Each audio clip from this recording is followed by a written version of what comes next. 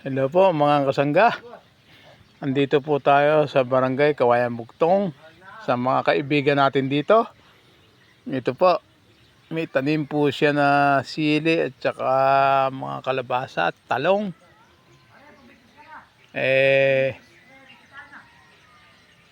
Mangunguha po tayo ng sili para po kung sakali meron tayong mumukbangin.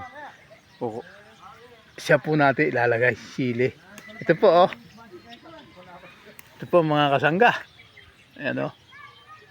Kuha po tayo. Mga sili. Mga kasangga.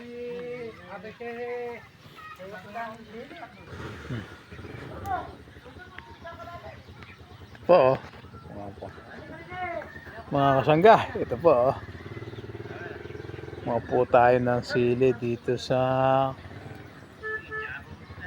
mga kasangga natin dito na mga kaibigan dito po sa barangay Kawayan Bugtong, Candaba, Pampanga.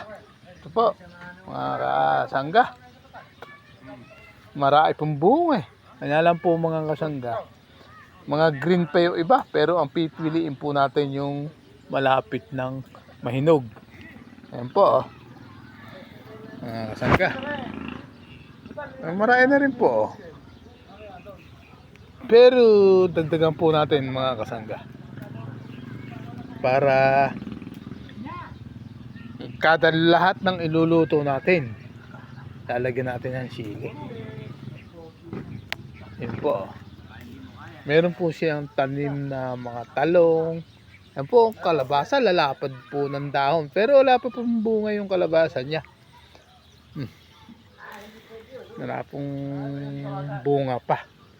Pero ito pong sili niya maraming bunga.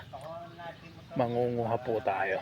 At para po tuwing tayo magmumukbang o anuman ang ilulutuin nating isisigang, lalagyan natin ng sili.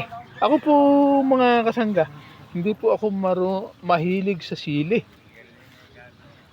Kaya lang po, ang gusto ko yung lulutuin natin kahit na isa-isang piraso may sili. Ayun po mga kasangga. Mga kasangga, maraming salamat po. Hanggang dito na lang yung ating video. At okay po, maraming salamat. Hanggang dito na lang po. Thank you. Bye bye.